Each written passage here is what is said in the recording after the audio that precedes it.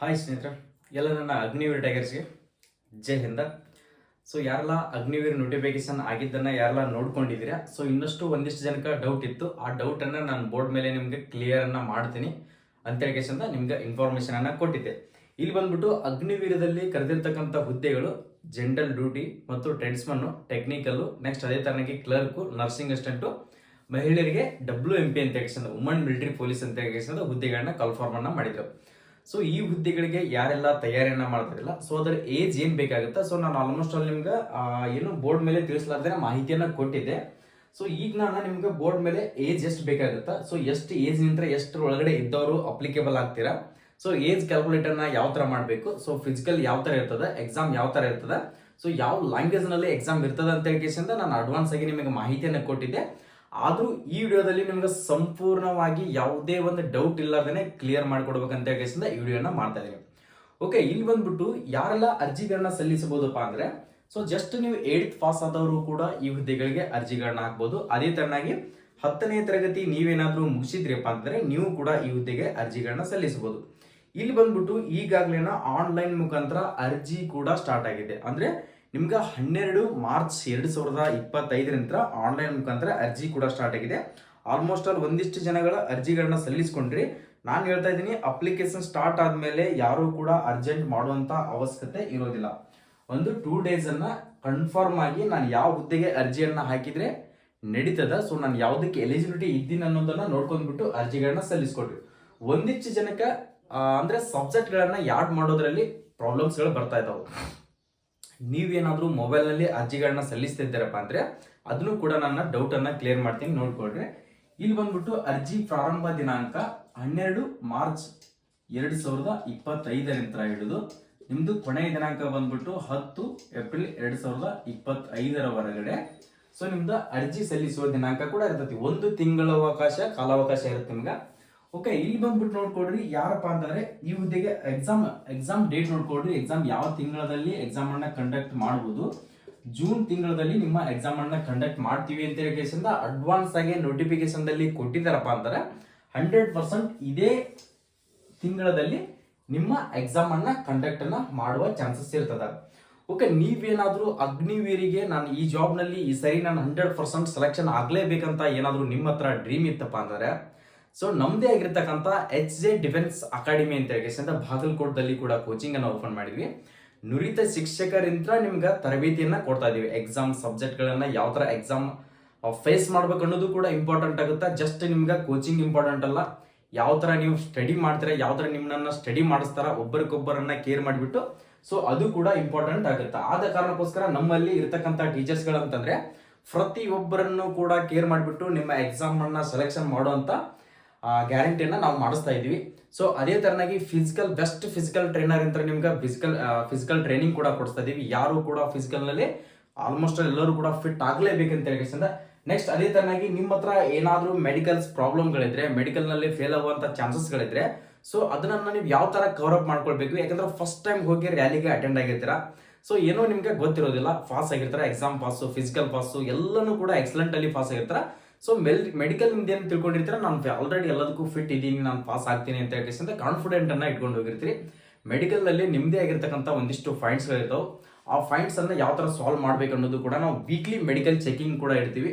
Weekly ನಿಮ್ಗೆ demo rally ಕೂಡ conduct ಅನ್ನ ಮಾಡ್ತೀವಿ. ಈ ವೀಕ್ ನಲ್ಲಿ ಎಷ್ಟು ಮಾರ್ಕ್ಸ್ ಅನ್ನ ತಗೊಂಡಿದ್ದೀರಾ, ನೆಕ್ಸ್ಟ್ ವೀಕ್ ನಲ್ಲಿ ಎಷ್ಟು ನೀವು ಸ್ಟ್ಯಾಂಡರ್ಡ್ ಆಗಿದ್ದೀರಾ, ಎಷ್ಟು ಇಂಪ್ರೂವ್ ಆಗಿದ್ದೀರಾ ಅನ್ನೋದು ಕೂಡ ನಮ್ಮ ಬಾಗಲಕೋಟದಲ್ಲಿ ನಮ್ಮ ಕೋಚಿಂಗ್ ಸೆಂಟರ್ದಲ್ಲಿ ನಾವು ಈ ತರ ಪ್ರಿಪರೇಷನ್ ಅನ್ನ ಮಾಡ್ತಾ ಇದ್ವಿ. ನೀವೇನಾದ್ರೂ ಈಗಾಗಲೇ 17ನೇ ತಾರೀಕು ಅಡ್ಮಿಷನ್ ಕೂಡ ಅಂದ್ರೆ ಸೆಕೆಂಡ್ ಬ್ಯಾಚ್ ಕೂಡ ಪ್ರಾರಂಭ ಆಗ್ತಾ ಇದೆ. ಸೊ ನೀವೇನಾದ್ರೂ ಅಡ್ಮಿಷನ್ ಗಳನ್ನ ಮಾಡ್ಕೊಂಡು ನಾನು ಕೋಚಿಂಗ್ ಅನ್ನ ತರಬೇತಿಯನ್ನ ತಗೊಂಡ್ಬಿಟ್ಟು ನಾನು ಈ ಸರಿ ಸೆಲೆಕ್ಷನ್ ಆಗ್ಬೇಕಂತ ನಿಮ್ ಕನಸಿತ್ತಪ್ಪ ಅಂದ್ರೆ, ಇಲ್ಲಿ ಕೊಟ್ಟಿರ್ತಕ್ಕಂಥ ಕಾಂಟ್ಯಾಕ್ಟ್ ನಂಬರ್ಗೆ ಕಾಲ್ ಮಾಡಿಬಿಟ್ಟು, ಆಫೀಸ್ ನಂಬರ್ ಇರ್ತೈತಿ, ಪ್ರತಿಯೊಂದು ಇನ್ಫಾರ್ಮೇಶನ್ ಅನ್ನ ಅವ್ರ ಹತ್ರ ನೀವು ಕೇಳ್ಕೋಬಹುದು. ಹಾಸ್ಟೆಲ್ ಮತ್ತು ಊಟ ವಸತಿ ನಮ್ಮ ಹತ್ರ ಸ್ಪೆಸಿಲಿಟಿ ಇರ್ತದ. ಓಕೆ, ಇಲ್ಲಿ ಬಂದ್ಬಿಟ್ಟು ನೋಡ್ಕೊಡ್ರಿ, ಇಲ್ಲಿ ಪುರುಷ ಮತ್ತು ಮಹಿಳೆಯರು ಇಬ್ರು ಕೂಡ ಅರ್ಜಿಗಳನ್ನ ಸಲ್ಲಿಸಬಹುದು.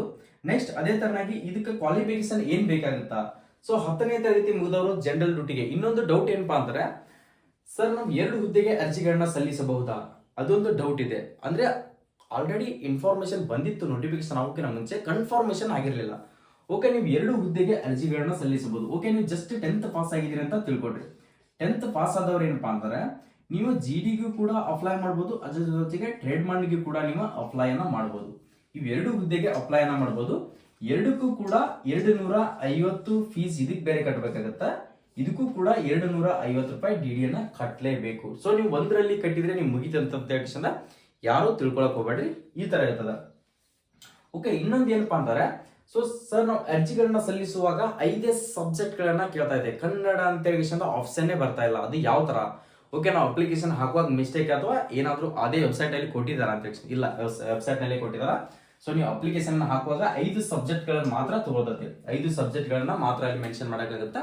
ಸೊ ನಿಮ್ದು ಆಬ್ಟೆಂಟ್ ಮಾರ್ಕ್ಸ್, ನೆಕ್ಸ್ಟ್ ನಿಮ್ದು ಮ್ಯಾಕ್ಸಿಮಮ್ ಮಾರ್ಕ್ಸ್, ಅದೆಲ್ಲನೂ ಕೂಡ ನೀವು ಅಲ್ಲಿ ಫಿಲ್ಅಪ್ ಮಾಡಬೇಕಾಗುತ್ತೆ. ಪ್ರತಿಯೊಬ್ರು ಕೂಡ ಯಾವುದೇ ಒಂದು ಮಿಸ್ ಮ್ಯಾಚ್ ಆಗ್ಲಾರ್ದೇ ಕರೆಕ್ಟ್ ಆಗಿ ಫಿಲ್ಅಪ್ ಅನ್ನ ಮಾಡ್ಕೊಡ್ರಿ.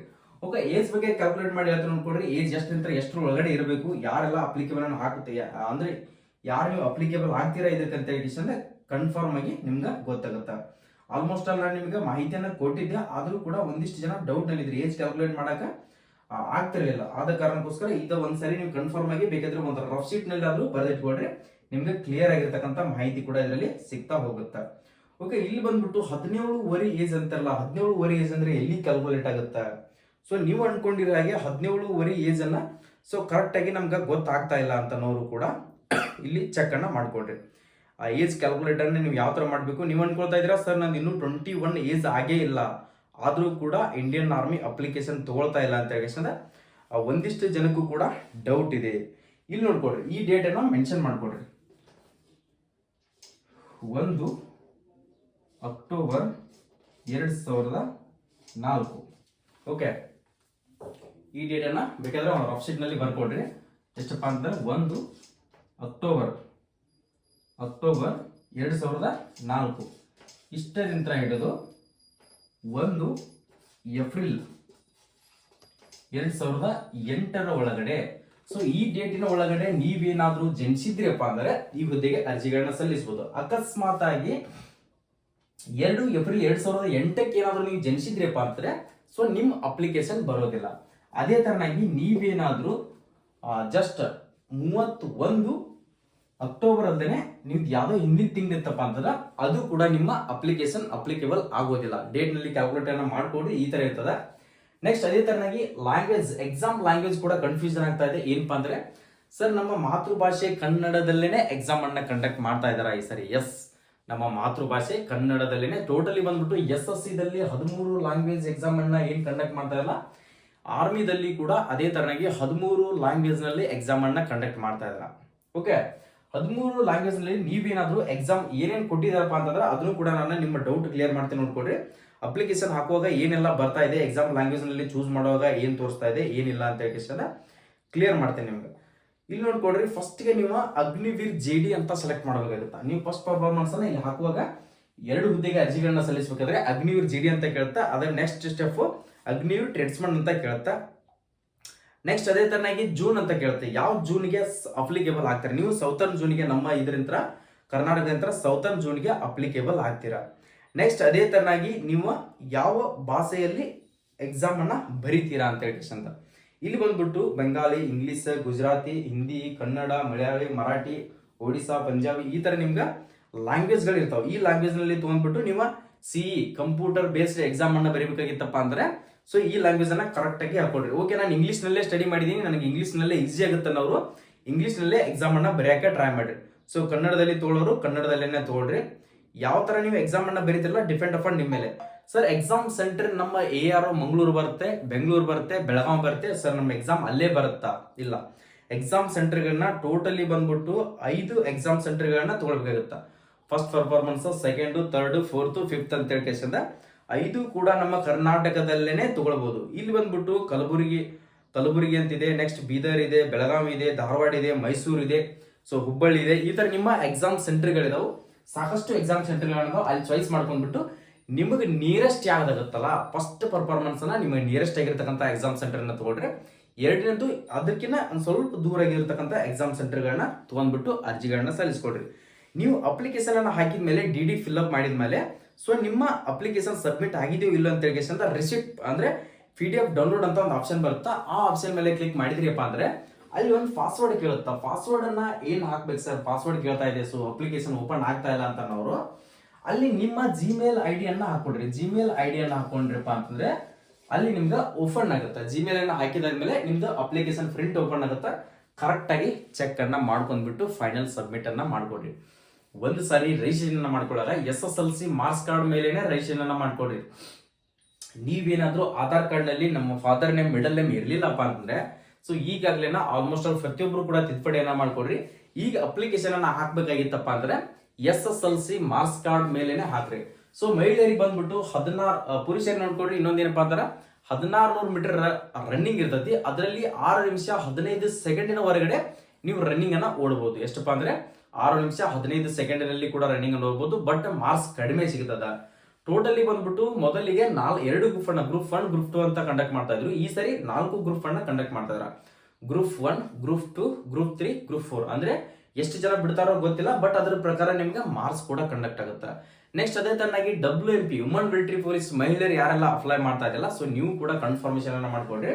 ಇಲ್ಲಿ ನೋಡ್ಕೊಡ್ರಿ ನಿಮ್ಗೆ ಎಷ್ಟಪ್ಪ ಅಂತಂದ್ರೆ 162 ಸೆಂಟಿಮೀಟರ್ ಮಹಿಳೆಯರಿಗೆ ಇರ್ತೈತಿ, ಪುರುಷರಿಗೆ 166 ಸೆಂಟಿಮೀಟರ್ ಹೈಟ್ ಇತ್ತಪ್ಪ ಅಂದ್ರೆ ಸೊ ನೀವು ಹುದ್ದೆಗೆ ಅರ್ಜಿಗಳನ್ನ ಸಲ್ಲಿಸಬಹುದು. ಕ್ಲರ್ಕಿಗಪ್ಪ ಅಂತಂದ್ರೆ 162 ಸೆಂಟಿಮೀಟರ್ ಹೈಟ್ ಇರ್ತೈತಿ. ಅದೇ ತರನಾಗಿ ಕ್ಲರ್ಕ್ ಅಪ್ಲೈ ಮಾಡ್ತೀನಿ ಅನ್ನೋರು ಪುರುಷರು ನೋಡ್ಕೊಡ್ರಿ, ಸೆಕೆಂಡ್ PUC ಯಲ್ಲಿ ಮುಗಿದಿರಬೇಕು. ಸೆಕೆಂಡ್ PUC ಯಲ್ಲಿ ನೀವು ಪರ್ಸೆಂಟೇಜ್ ಅನ್ನ ಇಂಗ್ಲಿಷ್ ಸಬ್ಜೆಕ್ಟ್ ನಲ್ಲಿ 50 ಮಾರ್ಕ್ಸ್ ಅನ್ನ ತಗೊಂಡಿರ್ಬೇಕು. ಟೋಟಲ್ ಅಗ್ರಿಗೇಟ್ ಇಂದ 60 ಇರಲೇಬೇಕಾಗುತ್ತಾ. ಓಕೆ, ಇಷ್ಟು ನಿಮ್ಗೆ ಕ್ಲಿಯರ್ ಆಗಿರ್ತಕ್ಕಂಥ ಡೌಟ್ ಅನ್ನ ಕ್ಲಿಯರ್ ಮಾಡಿದೀನಿ.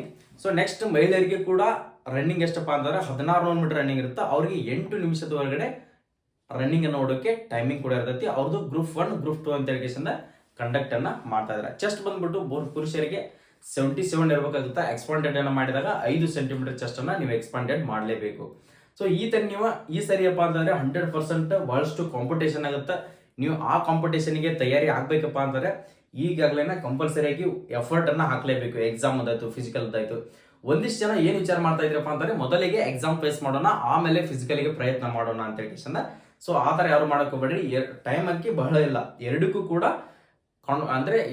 ನೀವು ಮ್ಯಾನೇಜ್ ಮಾಡ್ಲೇಬೇಕು. ಫಿಸಿಕಲ್ ಯಾವ ಡೇಟಿಗೆ ಕರೀತಾರೆ ಅಂತ ಹೇಳಿ ಯಾಕಂದ್ರೆ ಹೋದ್ ಸರಿ ಎಲ್ಲ ಅಪ್ಡೇಟೇ ಚೇಂಜ್ ಇತ್ತು. ಪ್ರತಿ ವರ್ಷನೂ ಕೂಡ ಏನು ಇಂಡಿಯನ್ ಆರ್ಮಿದಲ್ಲಿ ಚೇಂಜಸ್ ಅನ್ನ ಮಾಡ್ತಾ ಹೋಗ್ತಾ ಇದಾರೆ. ಆದ ಕಾರಣಕ್ಕೋಸ್ಕರ ಅವ್ರು ಯಾವ ತರ ಚೇಂಜಸ್ ಅನ್ನ ಮಾಡ್ತಾ ಇರಲ್ಲ ಅದೇ ತರನಾಗಿ ನಾವು ಕೂಡ ರೆಡಿ ಆಗ್ಲೇಬೇಕಾಗುತ್ತ. ಓಕೆ, ಈಗಾಗಲೇ ನಮ್ಮ ಕೋಚಿಂಗ್ ದಲ್ಲಿ ಅಡ್ಮಿಷನ್ ಕೂಡ ಸ್ಟಾರ್ಟ್ ಆಗಿದ್ದು. ಆಫೀಸಿಯಲ್ ನಂಬರ್ಗೆ ಕಾಲ್ ಮಾಡ್ರಿ. ಸೊ ಮಾರ್ನಿಂಗ್ 9ರಿಂದ ಸಾಯಂಕಾಲ 6ರವರೆಗೆ ನಿಮ್ಗೆ ಕಾಲ್ ಮಾಡೋಕೆ ಅವಕಾಶ ಇರ್ತೈತಿ. ಆ ಕಾಲ್ ಮಾಡಿಬಿಟ್ಟು ಹೆಚ್ಚಿನ ಮಾಹಿತಿಗಳನ್ನ ಪಡೆದುಕೊಳ್ಳ್ರಿ. ಓಕೆ, ನೆಕ್ಸ್ಟ್ ಯಾರಾದ್ರೂ ಫಸ್ಟ್ ಟೈಮ್ ನಮ್ಮ ಯೂಟ್ಯೂಬ್ ಚಾನಲ್ಗೆ ನೋಡ್ತಾ ಇದ್ರಪ್ಪ ಅಂದ್ರೆ, ಫಸ್ಟ್ ಟೈಮ್ ನಮ್ದು ಯೂಟ್ಯೂಬ್ ಚಾನಲ್ಗೆ ಜಾಯಿನ್ ಆಗಿದ್ರಪ್ಪ ಅಂದ್ರೆ ನೋಡ್ತಾ ಇದ್ರೆ, ಸೊ ನೀವೇನಾದ್ರೂ ಸ್ಟೇಟ್ ಗೌರ್ಮೆಂಟ್ ಆಗಿರಲಿ, ಸೆಂಟ್ರಲ್ ಗೌರ್ಮೆಂಟ್ ಆಗಿರಲಿ, ಯಾವುದೇ ಒಂದು ಪ್ರೈವೇಟ್ ಜಾಬ್ಗೆ ತಯಾರಿಯನ್ನ ಮಾಡ್ತಾ ಇದ್ರಪ್ಪ ಅಂತಂದ್ರೆ ನಮ್ಮ ಯೂಟ್ಯೂಬ್ ಚಾನಲ್ಗೆ ಈ ಕೊಟ್ಟಿರ್ತಕ್ಕಂಥ ಮಾಹಿತಿ ಸರಿ ಅನಿಸಿದ್ರೆ, ಸೊ ಇಷ್ಟ ಆಗಿದ್ರೆ ಒಂದು ಲೈಕ್ ಮಾಡಿ. ವಿಡಿಯೋನ ಪ್ರತಿ ಒಬ್ಬರಿಗೆ ಕೂಡ, ನಿಮ್ಮ ಸ್ನೇಹಿತರಿಗೆ ಕೂಡ, ವಾಟ್ಸಪ್ ಗ್ರೂಪ್, ಟೆಲಿಗ್ರಾಮ್ ಪ್ರತಿ ಒಂದರಲ್ಲಿ ಕೂಡ ವಿಡಿಯೋನ ಶೇರ್ ಅನ್ನ ಮಾಡ್ಕೊಳ್ಳಿ. ಈಗಾಗಲೇ ಕೆಳಗಡೆ ಕಾಣ್ತಿದೆ ನೋಡ್ಕೊಳ್ರಿ ಸಬ್ಸ್ಕ್ರೈಬ್ ಬಟನ್ ಅಂತ ಹೇಳಿ. ಈ ಸಬ್ಸ್ಕ್ರೈಬ್ ಬಟನ್ ಅನ್ನ ಒತ್ಕೊಂಡ್ರೆ ಮಾತ್ರ ನಿಮ್ಗೆ ಈ ಎಕ್ಸಾಮ್ ಯಾವ ತರ ಇರ್ತದ, ಎಕ್ಸಾಮ್ ಯಾವ ತರ ಫೇಸ್ ಮಾಡಬೇಕು, ಯಾವ ತರ ಕ್ವಶನ್ಸ್ ಗಳನ್ನ ಕೇಳ್ತಾ ಇದಾರ, ಪ್ರತಿ ಒಂದು ಇನ್ಫಾರ್ಮೇಶನ್ ಸಿಗ್ಬೇಕಾಗಿತ್ತಪ್ಪ ಅಂತಂದ್ರೆ ಕರ್ನಾಟಕದಲ್ಲೇ ಫಸ್ಟ್ ಆಫ್ ಆಲ್ ನಿಮ್ಗೆ ಕನ್ನಡದಲ್ಲಿ ಮಾಹಿತಿ ಬೇಕಾಗಿತ್ತಪ್ಪ ಅಂದ್ರೆ ನಮ್ಮ ಯೂಟ್ಯೂಬ್ ಚಾನಲ್ಗೆ ಈಗಾಗಲೇ ಸಬ್ಸ್ಕ್ರೈಬ್ ಬಟನ್ ಅನ್ನ ಒತ್ಕೊಂಡ್ರೆ ಮಾತ್ರ ನಿಮ್ಗೆ ಜಾಬ್ಗೆ 99% ಇನ್ಫಾರ್ಮೇಶನ್ ಸಿಗ್ತಿರ್ತಕ್ಕಂಥದ್ದು ನಮ್ಮ ಯೂಟ್ಯೂಬ್ ಚಾನಲ್ದಲ್ಲೇ. ಓಕೆ, ಎಲ್ಲರಿಗೂ ಕೂಡ all the best. Jai Hind, Jai Karnataka.